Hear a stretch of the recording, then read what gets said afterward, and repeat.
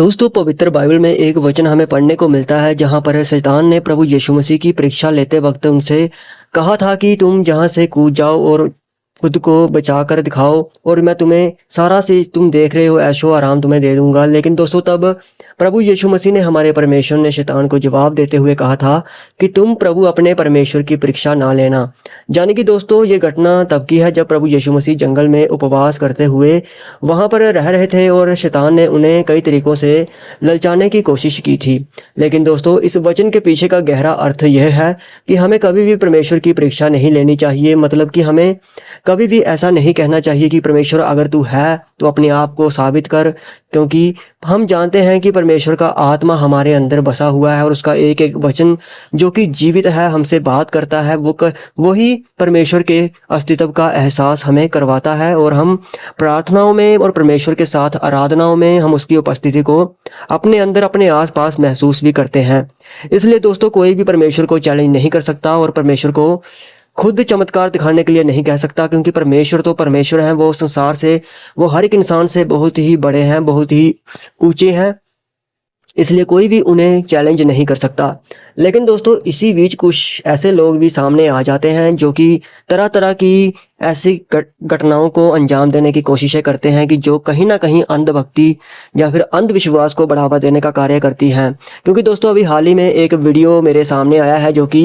काफ़ी वायरल हो रहा है। और दोस्तों, सोशल मीडिया के जितने भी प्लेटफॉर्म्स हैं जैसे कि फेसबुक, इंस्टाग्राम या फिर ट्विटर, एक्स, उन सभी के ऊपर दोस्तों इस वीडियो को काफ़ी ज़्यादा देखा जा रहा है। इसके ऊपर काफ़ी ज़्यादा चर्चा देखने को मिल रही है और कई तरह के कमेंट्स भी लोग करते हुए नजर आ रहे हैं। क्योंकि दोस्तों, इस वीडियो में एक पास्टर जिसका नाम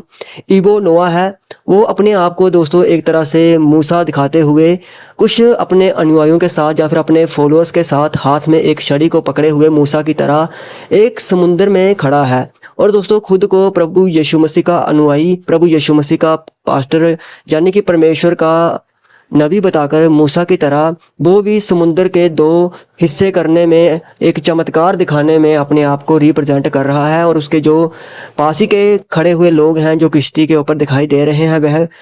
ऐसे में परमेश्वर की आराधना कर रहे हैं और बाइबल से वचनों को भी पढ़ रहे हैं। लेकिन दोस्तों, ये कहीं ना कहीं एक मूर्खता है जो कि उसके ऊपर हावी होगी, क्योंकि जब वह पानी में घुसा तो दोस्तों उसने अपनी छड़ी को मूसा की तरह जब ऊपर उठाया और लहरों को दो हिस्सों में बट जाने के लिए कहने लगा, यानी कि जो वीडियो में सामने आया। और जैसे ही दोस्तों उसने लाल सागर की तरह उसको दो फाड़ करने की कोशिश की तो दोस्तों वहीं एक बहुत बड़ी लहर उसके सामने आ गई, जिसे देखकर दोस्तों वह डरने लगा और भागता हुआ नजर आया। और लहरें उसे लगभग डुबोने ही वाली थी कि उसके जो पहने हुए सफेद वस्त्र थे वो भी पानी में फंस गए और वह तेजी से भागता हुआ कैसे भी जैसे तैसे करके वह अपनी जान को बचाता हुआ समुद्र के किनारे पर पहुंच गया। और दोस्तों, ये इसी से जब ये वीडियो सामने आई, जिसे कई लोग नाइजीरिया की बता रहे हैं और कई तो इसे इथोपिया की कहीं से बता रहे हैं। लेकिन दोस्तों, ये वीडियो काफ़ी ज़्यादा अभी चर्चा का विषय बनी हुई है। काफ़ी ज़्यादा लोग मजाक उड़ाते हुए नज़र आ रहे हैं, जो कहीं ना कहीं कुछ लोगों की मूर्खता को दर्शाता है, जिन्हें बाइबल के वचनों का, बाइबल का पूरी तरह से ज्ञान नहीं होता और अपने आप को self proclaimed prophet, apostle, pastor या कुछ भी बनाने लग जाते हैं और एक पब्लिसिटी स्टंट के लिए ऐसे ऐसे कार्य करने लग जाते हैं। जैसे कि आपको पता ही होगा कि अभी हाल ही में एक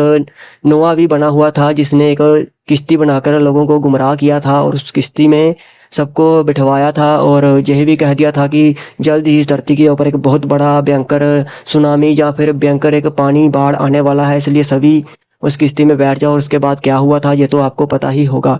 इसलिए दोस्तों, आज के समय में लोगों के अंदर जागरूकता को डालना बहुत ही ज़रूरी है, क्योंकि बाइबल हमें यह भी कहती है कि अपनी आंखों को बंद करके ब्लाइंडली किसी के ऊपर भी फेथ नहीं दिखाना, बल्कि बाइबल हमें कहती है कि सब बातों को परखो, जो सही हैं, जो अच्छी हैं, जो तो आपको लगता है कि सच्ची हैं उनको फॉलो करो और जो नहीं है उनको छोड़ो। इसलिए दोस्तों, हमें खुद को परमेश्वर का दास, परमेश्वर के लोग बनाना है, ना कि किसी इंसान के पीछे लगकर उसको अपना रब या फिर उसको अपना परमेश्वर, उसको अपना नबी मानना है। इसलिए आप सतर्क रहें और बाइबल को पढ़ते रहें और परमेश्वर के वचनों के साथ जुड़े रहें और परमेश्वर की अगुवाई में चलते रहें।